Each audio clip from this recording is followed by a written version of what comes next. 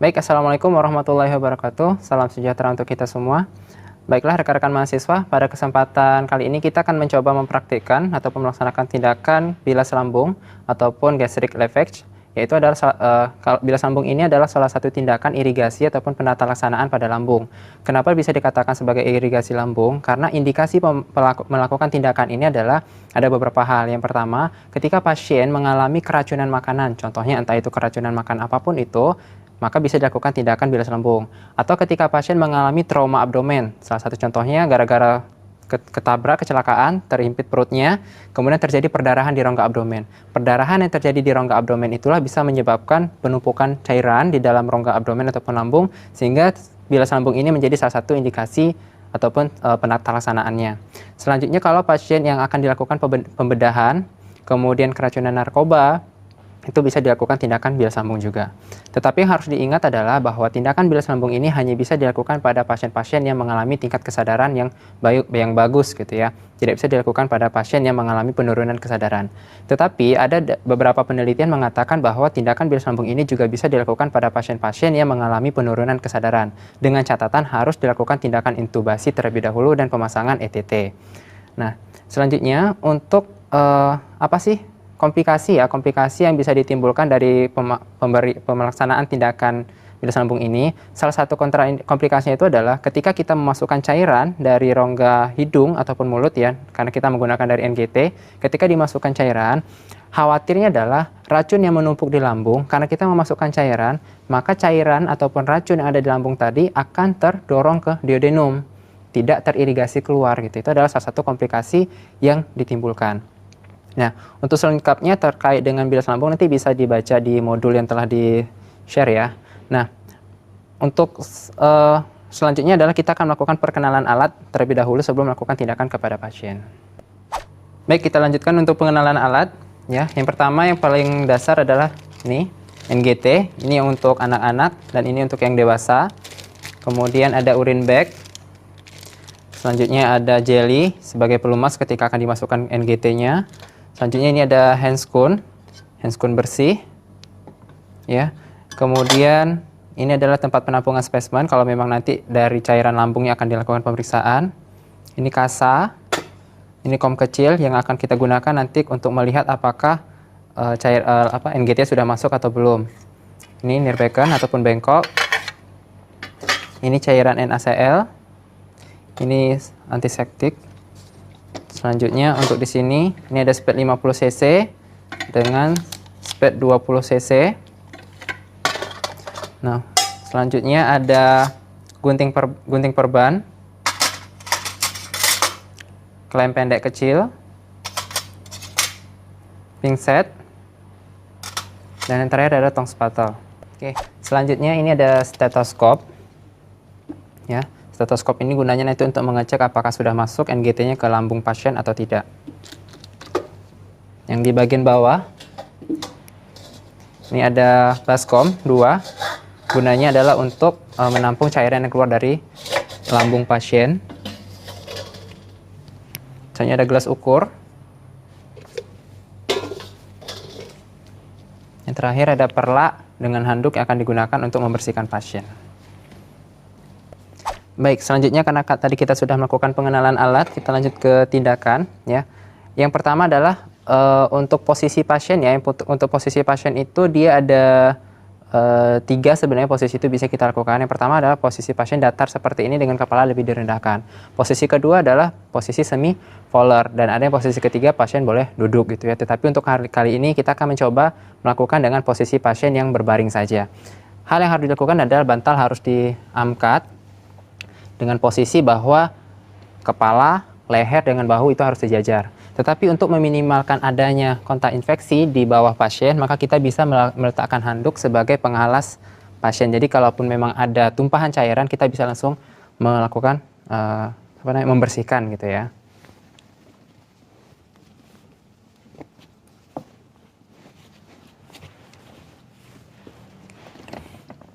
Nah, selanjutnya kita juga memberikan alas perla di atas dada pasien dengan tetap menjaga privasi pasien.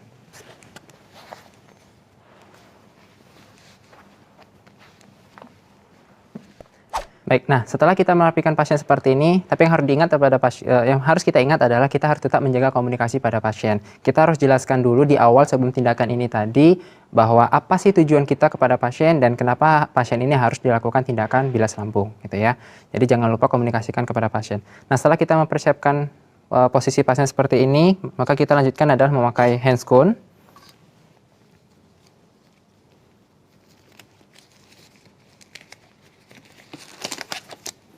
Nah, handscone yang dipakai ini cukup handscone bersih saja ya, tidak perlu steril karena konsepnya adalah, tetapi tidak masalah kalau memang konsep yang kita gunakan adalah konsep steril, tetapi untuk handscone yang kita pakai dan jenis tindakan ini adalah tindakan yang bersih gitu ya. Nah, selanjutnya setelah kita melakukan hal ini, kita lakukan pengukuran dari NGT. Pengukurannya itu bisa dari hidung pasien ke daun telinga, itu diambil ke arah PX, sternum, ujung sternum. Kenapa harus sampai ujung sternum padahal lambungnya berada di sini? Karena ini nanti rasionalnya adalah yang dari arah hidung ke daun telinga adalah panjang dari sternum ke lambung pasien. Sebelum kita melakukan pengukuran tersebut, yang harus kita pastikan adalah mana hidung pasien yang paten. Dan harus kita pastikan bahwa airway ataupun jalan nafas pasien itu harus benar-benar paten. Kalau memang sudah bisa kita pastikan bahwa hidung kanan atau hidung kiri yang lebih dominan ataupun yang bersih, maka kita harus membersihkan dulu mana hidung yang akan kita gunakan.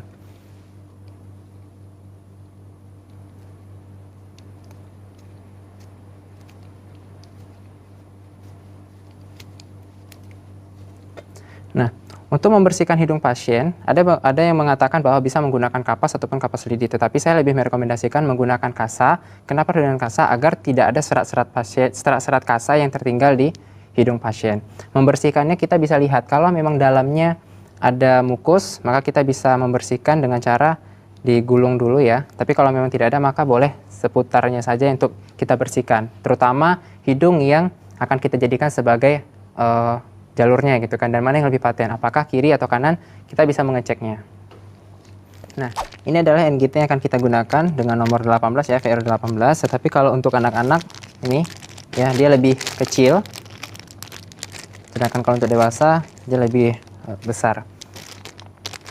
Ingat ya, sekali lagi saya sampaikan bahwa ini ada tindakannya bersih ya, tidak steril. Nah, ketika kita sudah mulai pengukuran seperti ini, tidak ada salahnya kalau misalnya kita meletakkan bengkok di dekat pasien. Nah, lakukan pengukuran seperti yang saya sampaikan tadi, bahwa dari hidung pasien ke arah daun telinga, saya dari daun arah telinga ke sternum, kurang lebih 53 cm.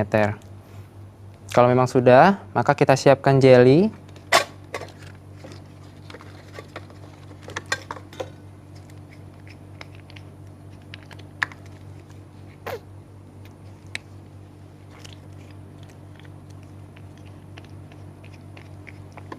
Nah, jangan lupa diberikan jeli. Alasannya kenapa harus diberikan jeli ada sebagai pelumas untuk memasukkan ke dalam hidung pasien. Nah, ini kita bisa menggunakan dengan tangan yang, kalau misalnya kita dominan tangan kanan, maka kita berada di posisi tangan di kanan pasien. Kalau misalnya kita dominan tangan kiri, maka kita bisa menggunakan tangan di sebelah kiri pasien gitu ya. Kalau saya sih fleksibel aja. Nah, sambil memasukkan, kita tidak perlu mengatakan pada pasien untuk menelan, tapi yang kita anjurkan adalah pasien usahakan tarik nafas dalam.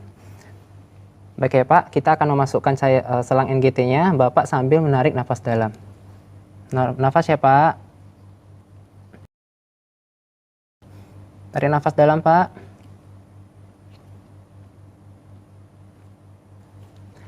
Baik, ya.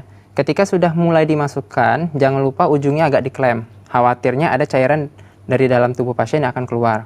Nah, ketika sudah seperti ini, kita bisa menggunakan klem yang sudah kita sediakan untuk mengklem NGT-nya.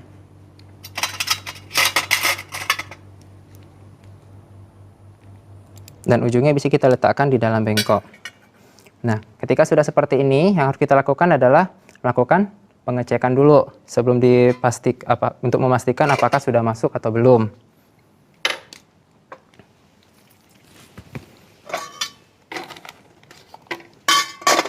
Pengecekan yang pertama bisa menggunakan memasukkan udara sekitar 10 atau 20 cc ya. Saya lebih menggunakan yang 10 saja. Kenapa 10? Karena kondisinya pasien ini dalam kondisi lambungnya harus kita bersihkan.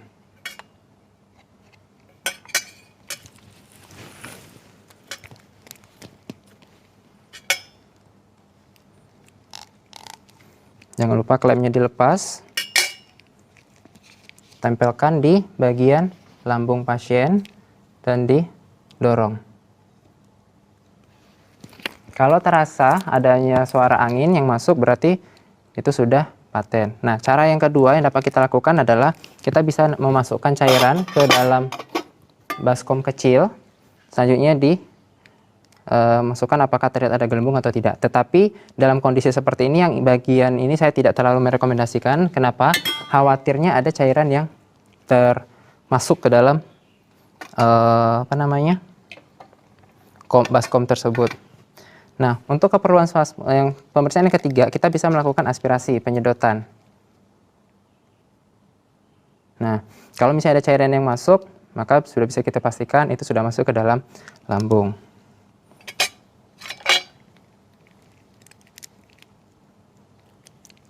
Nah, cairan yang kita ambil dari dalam lambung pasien tadi bisa kita masukkan ke dalam tempat penampungan sampel untuk bahan pemeriksaan. Ya, misalnya untuk melihat racun apa yang ada dalam tubuh pasien atau mengidentifikasi bakteri-bakteri apa saja yang ada di dalam lambung pasien itu tersebut. Nah, setelah kita memastikan bahwa NGT ini telah masuk ke dalam lambung pasien, maka langkah selanjutnya adalah kita harus memfiksasi NGT ini agar tidak lepas.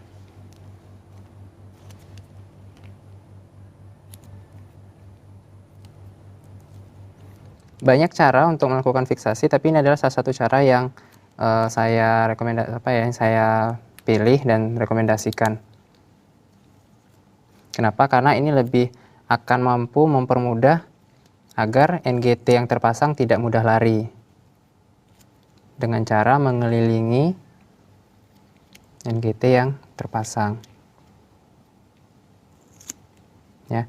Untuk metodenya boleh ke sebelah kanan kedua-duanya atau ke sebelah kanan satu, sebelah kiri satu, dengan tujuan ya tetap harus mempertahankan, dan yang harus diingat adalah harus tetap mempertahankan agar tidak tertutup keseluruhan. Oke, selanjutnya adalah kita melakukan prosedur bilas lambung pada pasien. Nah, untuk cairan yang dimasukkan ke dalam tubuh pasien ini adalah sekitar 200 sampai 300 ml. Itu untuk anak remaja sampai dengan usia dewasa. Tetapi untuk anak-anak itu menggunakan rumus 10 ml per kilogram berat badan. Nah, untuk jenis cairan yang dimasukkan dalam tubuh pasien, untuk anak-anak lebih dianjurkan menggunakan cairan NaCl. Sedangkan pada orang dewasa boleh menggunakan cairan NaCl ataupun air top water atau air hangat dari keran gitu ya. Jadi tidak menjadi permasalahan.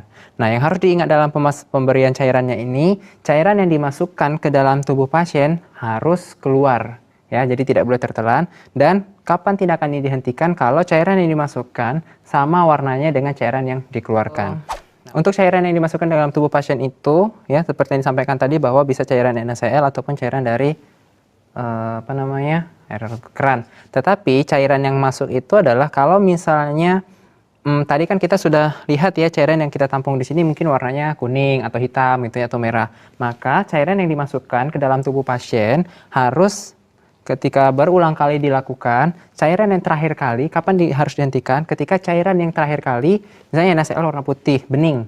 Ketika dikeluarkan warnanya sama dengan NaCl ini, maka tindakan sudah bisa dilakukan. Tetapi kalau misalnya cairan yang keluar masih berwarna berbeda dengan cairan yang masuk, maka tindakan harus terus diulang.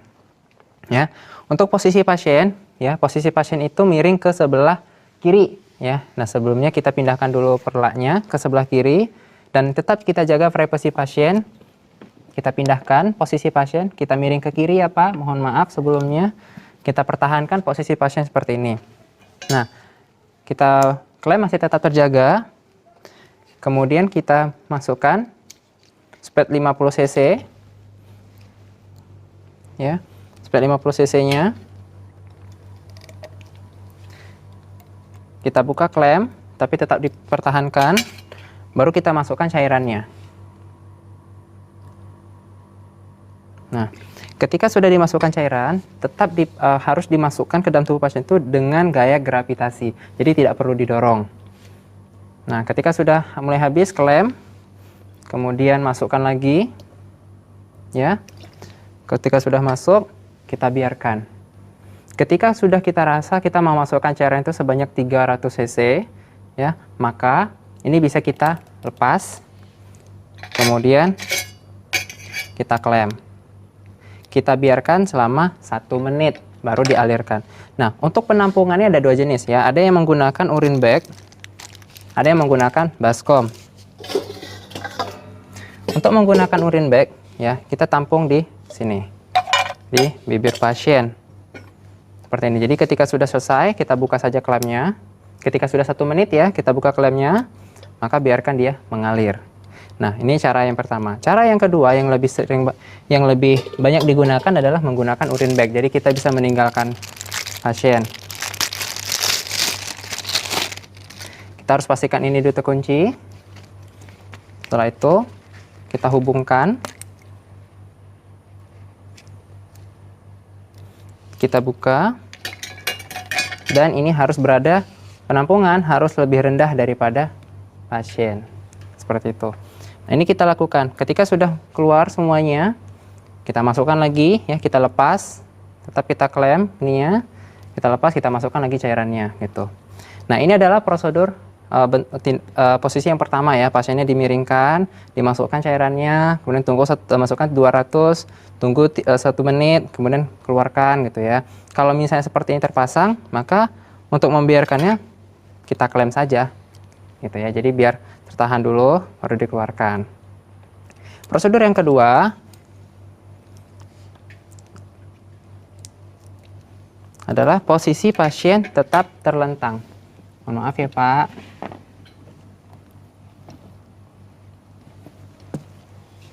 Nah, kalau posisi terlentang, maka posisi perla ini tetap berada di atas, di dada pasien, ya. Di dada pasien. Tetapi tangan ini posisinya usahakan kepala lebih rendah. Jadi boleh kalau posisinya agak miring gini, ya. Kemudian kepala pasien ini dimiringkan ke sebelah kiri. Jadi ketika kita melakukan pemasukan cairan, tetap, ya, seperti biasa. Tetapi ketika mengeluarkan cairannya, kontainer harus lebih rendah. Jadi ini sama, ya, prosedurnya. Ketika sudah dimiringkan, kita masukkan cairannya, ya. Ketika sudah masuk, diklem, ya, kemudian baru hubungkan dengan urine bag dan dibiarkan selama 1 menit dulu, baru dialirkan. Dan tindakan ini terus diulang sampai cairan yang keluar dari dalam perut pasien itu sama bersihnya seperti dengan warna yang kita masukkan. Atau kalaupun tidak bisa bersih sekali, ya setidaknya sudah lebih jernih warna cairannya. Nah, ketika sudah selesai melakukan tindakan ini, maka kita bisa melakukan up, ya, up MGT, tetap melakukan pencabutan itu dengan hati-hati. Kalau memang sudah selesai, kita buka dengan hati-hati dan kita bersihkan pasiennya. Tetapi kalau rasanya tidak perlu di-up dulu karena memang kita ingin melihat perkembangannya, maka cukup urine bag-nya saja yang kita buka dan ini tetap kita klem. Ya, diklemnya sampai kapan? Sampai ya kapan kita maunya, gitu, ya. Kalau memang diklaim sampai pasiennya tidak memerlukan lagi, atau kalau memang nanti ada indikasi pemasangan atau pemeriksaan lanjutan, bisa kita lakukan. Tetapi, dan biasanya, ya, ada juga tindakannya pasien yang dilakukan bilas lambung ini harus dipuasakan dulu. Jadi pasien tidak boleh makan, minum, tidak boleh, gitu, ya. Sampai kapan pasien itu dipuasakan? Sampai cairan lambungnya benar-benar bersih. Nah, baik, itulah tadi, ya, pemeriksaan tindakan penata laksanaan untuk bilas lambung itu sendiri. Nah, jangan lupa ketika sudah selesai melakukan tindakan, kita kembali harus merapikan pasien itu, ya. Kita ambil perlaknya dengan handuknya, juga termasuk dari alas yang ada di kepala pasien. Permisi, ya, Pak. Nah, kalau misalnya kita sudah selesai melakukan tindakan seperti ini, tidak masalah kalau misalnya pasien kita beri bantal, ya, dengan tahanan. Tetapi ingat, ketika akan melakukan prosedur lagi, memasukkan cairan dan mengeluarkan, bantalnya harus dilepaskan, ya, untuk ditanggalkan. Nah, dan akhirnya kita harus melakukan terminasi dan jangan lupa dokumentasi. Dokumentasi yang harus kita lakukan adalah kita harus mencatat berapa cairan yang kita masukkan dan berapa cairan yang keluar. Bagaimana kondisi cairan yang keluar itu gitu ya, misalnya baik dari warnanya, apakah berbau atau tidak gitu kan, dan berapa kali melakukan pembilasan. Misalnya kita melakukan pembilasan 3 kali. Perbilasannya berapa cairan? Misalnya 200. Berarti 200 kali 3. Itulah jumlah cairan yang kita masukkan. Dan kan kita bisa lihat ya di urine bag ini kapasitasnya 2000. Jadi berapa jumlah cairan yang keluar gitu ya. Jadi kita bisa hitung dan itu masuk ke dalam dokumentasi keperawatan kita. Dan jangan lupa kita lakukan pencatatan, kita melakukan tindakan ini kepada pasien atas nama siapa, kapan kita melakukannya, dan waktunya juga jangan lupa. Dan diakhiri dengan terminasi, kita sampaikan kepada pasien bahwa kita telah selesai melakukan tindakan. Semoga ini membantu pasien untuk mengurangi gejala ya. Kalau memang ada indikasi bedah, semoga bedahnya lancar. Dan kalau misalnya karena keracunan, semoga racun yang dikeluarkan juga sudah keluar semuanya gitu. Nah itu tadi sekilas terkait dengan penata laksanaan bilas lambung. Semoga dengan video singkat ini ya kita dapat mempelajari dan memahami bagaimana prosedur bilas lambung itu sendiri. Dan yang paling penting ketika bagi perawat sebelum kita menyentuh pasien lainnya, ini handscoon sudah harus kita up, kita buka, dan jangan lupa sebelum meninggalkan pasien kita tetap menggunakan 5 moment cuci tangannya gitu ya, untuk mengurangi risiko infeksi pada pasien maupun risiko infeksi pada kita sendiri. Baik, terima kasih atas perhatiannya. Salam sejahtera. Assalamualaikum warahmatullahi wabarakatuh.